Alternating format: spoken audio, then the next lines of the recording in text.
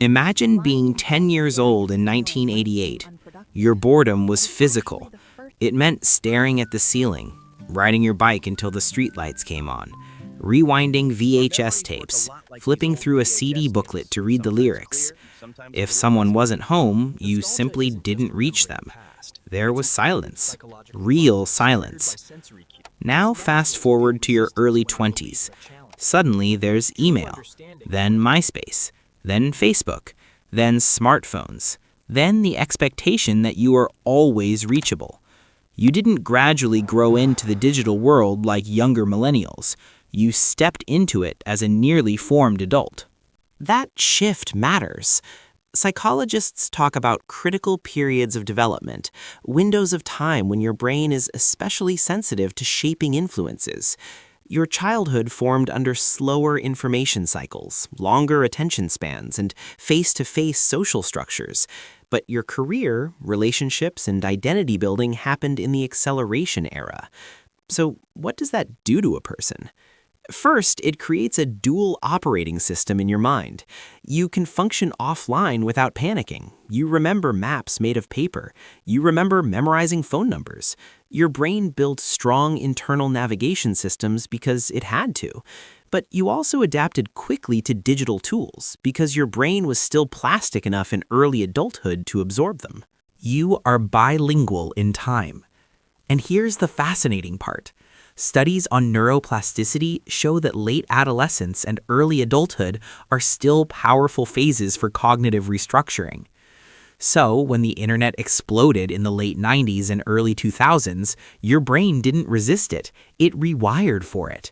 But it rewired on top of a foundation built in slowness. That creates a psychological tension. You appreciate convenience, but you resent constant intrusion. You love connection, but you crave disappearance.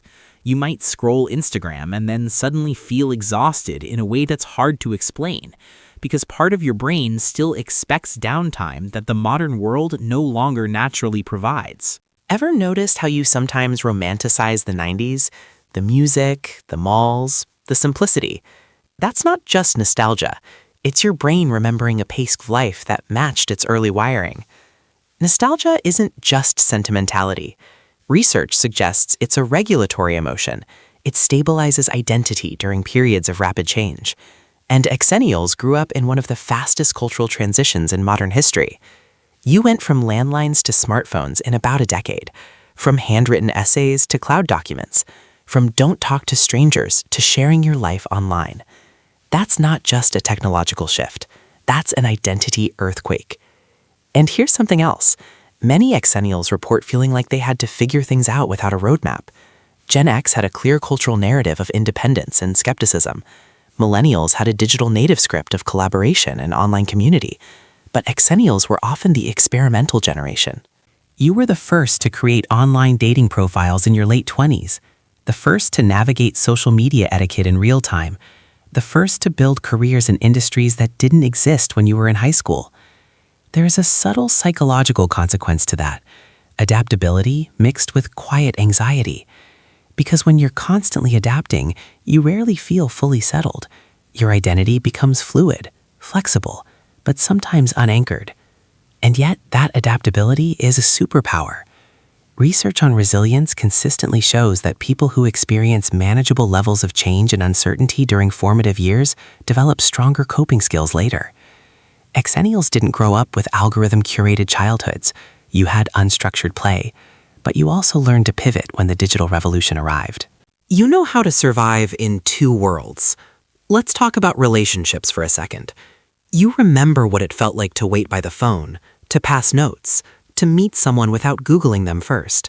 There was mystery, there was ambiguity, there was space. Now, relationships unfold under constant visibility. Read receipts, typing indicators, social media histories. That shift changes attachment dynamics.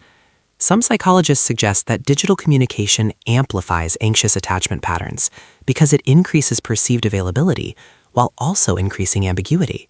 You can see someone was online, but they didn't respond. What does that mean? Xennials learned intimacy in an offline framework, but maintain it in an online one. That can create cognitive dissonance. A part of you expects relational pacing that no longer exists. And then there's work. Many Xennials entered the workforce during or just after the dot-com boom, and then got hit by the 2008 financial crisis. That's formative. When early career stability gets shaken, it imprints. Studies on economic recessions show that entering adulthood during financial instability can lead to long-term cautiousness around money and career decisions. You may crave security more than younger millennials, but you also distrust institutions more than older Gen X. You learned that systems can collapse, but you also learned that you can rebuild. Here's something I find deeply interesting. Xennials often describe themselves as both optimistic and skeptical. That sounds contradictory, doesn't it? But it makes sense psychologically. Your childhood was infused with 80s and 90s cultural optimism, economic growth, technological promise, the future is bright narrative. Your adulthood introduced you to terrorism, financial crashes, social media toxicity, and information overload. So you hold two truths at once, hope and realism, enthusiasm and caution. That duality can feel confusing, but it also gives you nuance. Let me ask you something. Do you sometimes feel older than millennials, but younger than Gen X? Too young to be cynical? Too old to be naive? That's liminality. Psychologically, liminal identities, those in-between spaces, often produce heightened self-reflection. When you don't fully belong to a clear category, you become more aware of categories themselves. That awareness can deepen empathy. You understand why Gen X values independence. You understand why millennials value collaboration and digital fluency. You've lived on both sides. And here's another layer. Xennials experience childhood without surveillance culture.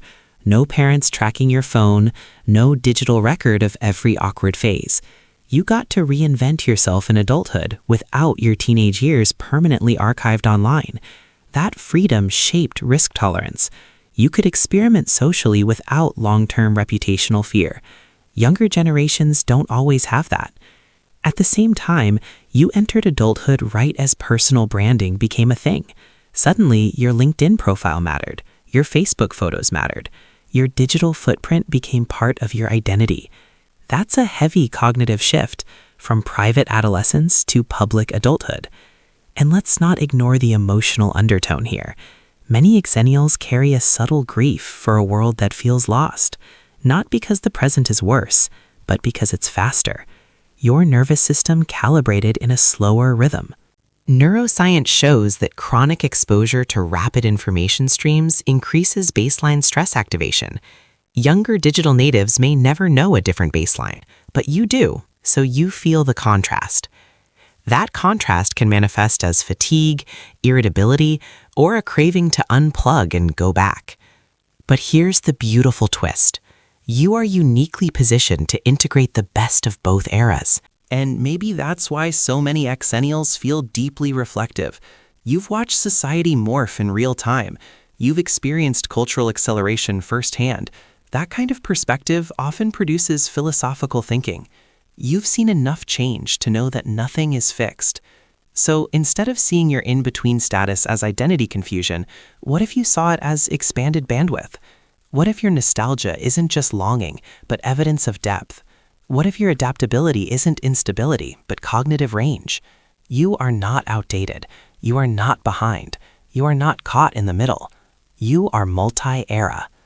And in a world that's constantly shifting, people who understand change, not just intellectually, but emotionally, become anchors for others. So I'm curious, when you think about your childhood versus your adulthood, what feels most different to you? And what do you feel grateful you experienced before everything went digital? Let me know in the comments. I read them. And if this helped you understand yourself a little better, consider subscribing, because the more we understand the psychology behind our generational experiences, the more compassionate we become with ourselves and with each other. And maybe that's the real gift of being a Xennial.